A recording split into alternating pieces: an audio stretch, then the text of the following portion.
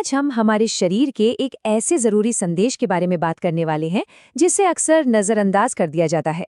एक ऐसा मैसेज जो सीधे हमारी किडनी से आता है। तो आइए इसे जरा और गहराई से समझते हैं।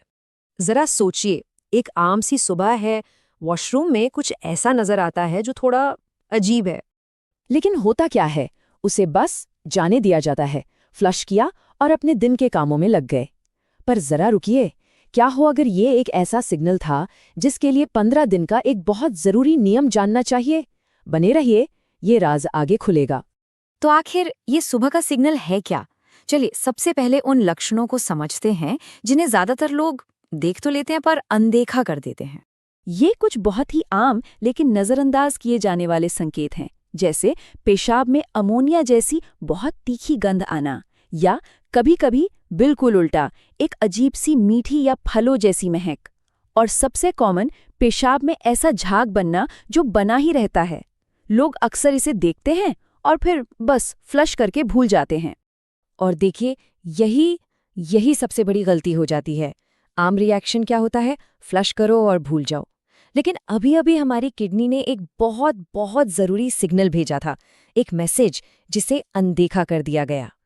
तो चलिए अब सबसे ज्यादा नजर आने वाले संकेत को यानी झाग को डिकोड करते हैं। हाँ, यहाँ ये समझना बहुत जरूरी है कि हर झाग खतरनाक नहीं होता। कभी कभी तेज धार से जो झाग बनता है वो तो नॉर्मल है, वो कुछ सेकंड्स में गायब हो जाता है। लेकिन जो झाग चिंता की बात है वो बनता है प्रोटीन लीकेज की वजह से। ये वो जिद्दी झाग है जो पानी डालने पर भी बना रहता है और आसानी से फ्लश भी नहीं होता। तो इस पूरे कॉन्सेप्ट को समझने के लिए बस एक फटी हुई चाय की छलनी के बारे में सोचिए। देखिए, होता क्या है, हमारी जो स्वस्थ किडनी होती है ना, वो एक बहुत ही बारीक छलनी की तरह काम करती हैं। उनका काम है जरूरी प्रोटीन को शरीर के अंदर रखना और बाकी गंदगी को बाहर निकाल देना। लेकिन जब इन फिल्टर्स को कोई नुकसान पहुंचता है तो ये बिल्कुल एक फटी हुई चाय की छलनी जैसे हो जाते हैं। और नतीजा ठीक वैसे ही जैसे चाय की पत्ती फटी छलनी से निकलकर कप में गिर जाती है, वैसे ही जरूरी प्रोटीन शरीर से लीक होकर पेशाब में आने लगता है। और पेशाब में इसी एक्स्ट्रा प्रोटीन के आने को मेडिकल भाषा में प्रोटीन यूरिया कहते हैं। यही वो चीज है जो पेशाब में वो जिद्दी ना जाने वाला झाग बनाती है। तो देखिए, अब ये सिर्फ एक रटने वाला शब्द नहीं रहा, अब इसका मतलब भी समझ आ गया है। अच्छा, अब तक हमने ये तो समझ लिया कि सिग्नल क्या है। अब सवाल उठता है कि ये होता क्यों है, और आप हैरान हो जाएंगे कि इसके कुछ अनदेखे दुश्मन हमारे अपने मेडिसिन कैबिनेट में ही छिपे हो सकते हैं। हम अक्सर क्या सोचते हैं कि अरे शायद पानी कम पिया होगा इसलिए ऐसा हो रहा है। लेकिन क्या हो अगर असली वजह कोई ऐसी चीज हो जिसे हम लगभग रोज लेते हैं? 20 से 30%। जी हाँ, अस्पतालों में अक्यूट किडनी इंजरी, मतलब जब किडनी अचानक से काम करना बंद कर देती है, उसके 20 से 30% मामलों की वजह होती हैं हमारी आम दर्द की गोलियां और ऐसे सप्लीमेंट्स जिनकी कोई जांच पड़ताल नहीं हुई है। सोचिए जरा, ये वो गोलियां हैं जो अक्सर लोग बिना सोचे समझे यूं ही ले लेते हैं। और हाँ, ये बात उस आम धारणा को भी तोड़ती है कि भाई जो नेचुरल है वो तो सेफ ही होगा। ऐसा नहीं है। कुछ अनवेरिफाइड हर्बल सप्लीमेंट्स असल में नेफ्रोटॉक्सिक हो सकते हैं, मतलब किडनी के लिए जहरीले। ऐसा क्यों? क्योंकि उनमें लेड, मर्क्यूरी जैसी भारी धातुएं हो सकती हैं। ये टॉक्सिन्स एक साइलेंट किलर की तरह काम करते हैं जो धीरे धीरे हमारी किडनी में जमा होते रहते हैं। तो अब हम उस क्लाइमैक्स की तरफ बढ़ रहे हैं जिसके बारे में हमने शुरू में जिक्र किया था। लेकिन उससे पहले हमें अपनी किडनी का स्वभाव समझना होगा। हमारी किडनी, पता है, एक बहुत ही खामोश अंग है, एक साइलेंट ऑर्गन। ये चुपचाप अपना काम करती रहती है, सारा बोझ सहती है, लेकिन दर्द का कोई संकेत नहीं देती। और ठीक यही वजह है कि दर्द के अलावा ये दूसरे सिग्नल जैसे पेशाब में झाग और गंध इतने ज्यादा जरूरी हो जाते हैं। और सिर्फ दवाइयां ही नहीं, हमारी रोज की आदतें भी इस खामोश अंग को नुकसान पहुंचाती हैं। जैसे दिन भर पानी कम पीना, या फिर प्रोसेस्ड फूड और पैकेट वाले स्नैक्स से बहुत ज्यादा नमक खाना। ये सारी चीजें हमारी किडनी पर लगातार एक बोझ डालती हैं और धीरे धीरे बिना कोई आहट किए उसे अंदर से कमजोर करती रहती हैं। और अब हम आ पहुंचे हैं उस राज पर, उस नियम पर जिसका जिक्र हमने शुरू में किया था। वो नियम जो एक छोटे से संकेत और एक गंभीर चेतावनी के बीच की लकीर है। 10 से 15 दिन, जी हाँ, इस समय सीमा को याद रखना बहुत जरूरी है। तो असली बात यह है कि यही वो डेडलाइन है। ये वो पल है जब एक छोटा सा इशारा मदद के लिए एक जोरदार पुकार में बदल जाता है। ये वो टाइम है जब हम चलो देखते हैं कल तक ठीक हो जाएगा वाला रवैया नहीं अपना सकते। अगर पेशाब में झाग या गंध जैसे लक्षण लगातार 10 से 15 दिनों तक बने रहते हैं, तो इसका मतलब है कि हमारा शरीर मदद मांग रहा है। इसे बिल्कुल भी नजरअंदाज नहीं करना चाहिए। ऐसे में डॉक्टर से मिलना सबसे जरूरी कदम बन जाता है। हमारी किडनी, जरा सोचिए, हम अपनी गाड़ी को लेकर कितने फिक्रमंद रहते हैं ना। डैशबोर्ड पर एक लाल बत्ती, बस एक छोटी सी लाल बत्ती जल जाए या ऑयल इंडिकेटर ब्लिंक करे, हम सब कुछ छोड़कर मैकेनिक के पास भागते हैं। कोई समझौता नहीं करते। क्यों? क्योंकि पता है कि अगर फिल्टर जाम हुआ तो पूरा का पूरा इंजन बैठ जाएगा। लेकिन जब बात आती है हमारे शरीर के सबसे जरूरी, सबसे कीमती फिल्टर की, तो एक सवाल खड़ा होता है, इसकी सर्विसिंग की जिम्मेदारी किसकी है? और ये सवाल इसलिए और भी जरूरी हो जाता है क्योंकि किडनी एक ऐसा अंग है जो खामोशी से अपना काम करता रहता है। जब तक कोई बड़ी दिक्कत ना हो, या यूं कहें कि जब तक किडनी की काम करने की क्षमता लगभग 70% तक खत्म ना हो जाए, तब तक ये कोई खास सिग्नल ही नहीं देती।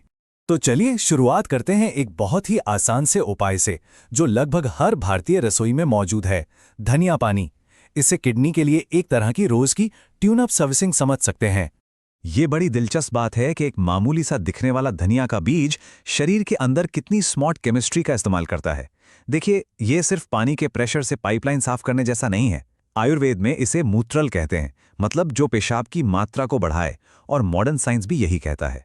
धनिया क्या करता है कि ये किडनी में सोडियम को दोबारा सोखने से रोकता है, और जब सोडियम शरीर से बाहर निकलता है तो वो अपने साथ साथ फालतू पानी और गंदगी को भी खींचकर बाहर ले जाता है।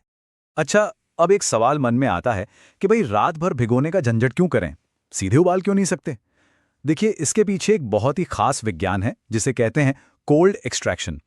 होता क्या है कि जब हम धनिये को रात भर भिगोते हैं तो उसके अंदर के जो नाजुक, गर्मी से खराब हो जाने वाले तेल होते हैं, जिन्हें वॉलेटाइल ऑयल्स कहते हैं, वो बहुत धीरे धीरे आराम से पानी में घुल जाते हैं। अगर हमने इसे सीधे तेज आंच पर चढ़ा दिया तो वो सारे कीमती तेल गर्मी से उड़ जाएंगे, नष्ट हो जाएंगे। तो इसे बनाने का तरीका बहुत ही आसान है, बस 2 स्टेप्स में। पहला, रात को एक बड़ा चम्मच साबुत धनिया 1 गिलास पानी में भिगो के रख दें। यह हो गया हमारा कोल्ड एक्सट्रैक्शन। फिर सुबह उसी पानी को धीमी आंच पर बस 5 से 7 मिनट के लिए उबालना है, ताकि बाकी के गुण भी पानी में आ जाए। बस फिर इसे छानकर हल्का गुनगुना खाली पेट पीना है। लेकिन इसका असर कब दिखना शुरू होगा? आमतौर पर शुरुआती 3 से 5 दिनों में ही शरीर में सूजन कम लगने लगती है और यूरिन की गंध में भी सुधार महसूस होता है। और लगभग 10 दिन तक जब यूरिया जैसे टॉक्सिन्स शरीर से निकल जाते हैं तो एनर्जी लेवल में भी काफी फर्क महसूस होता है। इस कोर्स को 10 से 15 दिन तक करने की सलाह दी जाती है। यहाँ एक बात का ध्यान रखना बहुत जरूरी है, और वो है सही मात्रा। बड़ों के लिए दिन में एक बार 200 से 250 ml, और 10 साल से ज्यादा उम्र के बच्चों के लिए 50 से 100 ml काफी है। किसी भी हालत में एक दिन में 300 ml से ज्यादा नहीं लेना है। हाँ, और जिन लोगों का ब्लड प्रेशर बहुत कम रहता है, गर्भवती महिलाओं या जिन्हें किडनी की कोई गंभीर बीमारी है, उन्हें इसे लेने से बचना चाहिए। तो ये तो हुई रोज की सर्विसिंग की बात। अब जरा आगे बढ़ते हैं और एक डीप क्लीन पर नजर डालते हैं। एक शक्तिशाली 3 दिन का आयुर्वेदिक काढ़ा। ये एक इंटेंसिव कोर्स की तरह है। इस काढ़े में 5 अलग अलग जड़ी बूटियां हैं, और इनका काम करने का तरीका बिल्कुल एक मॉडर्न वाटर ट्रीटमेंट प्लांट जैसा है। हर जड़ी बूटी का अपना एक खास काम है, और सब मिलकर एक पूरी सफाई की प्रक्रिया को पूरा करती हैं। तो चलिए अब इस ट्रीटमेंट प्लांट के हर हिस्से को, यानी हर जड़ी बूटी के काम को थोड़ा और गहराई से समझते हैं। इस ट्रीटमेंट प्लांट का पहला स्टेज है पाषाण भेद। जैसा कि नाम से ही जाहिर है, पाषाण मतलब पत्थर और भेद मतलब तोड़ने वाला। ये पथरी के केमिकल बॉन्ड्स को कमजोर करके उसे बारीक रेत में बदल देता है। अब स्टेज 2, गोखुरु। इस रेत और बाकी गंदगी को यूरिन के रास्ते से फ्लश करके बाहर निकालता है। फिर आता है पुनर्नवा, जो डैमेज हो चुके किडनी सेल्स को रिपेयर करता है, उन्हें एक तरह से नया जीवन देता है। इसके बाद वरुण की छाल, जो सूजन और इन्फेक्शन को कम करती है। और आखिर में धनिया एक कूलेंट की तरह काम करता है, ताकि बाकी जड़ी बूटियों की गर्म तासीर को बैलेंस किया जा सके। ये जड़ी बूटियां बेशक बहुत शक्तिशाली हैं, लेकिन इनका पूरा फायदा तभी मिलता है जब इन्हें सही तरीके और परहेज के साथ इस्तेमाल किया जाए। तो अब बात करते हैं सबसे ज़रूरी नियमों की। पहला और शायद सबसे ज़रूरी नियम, इन्हें तैयार कैसे करना है। इन्हें मिक्सी में पीसने की गलती बिल्कुल नहीं करनी चाहिए। क्यों?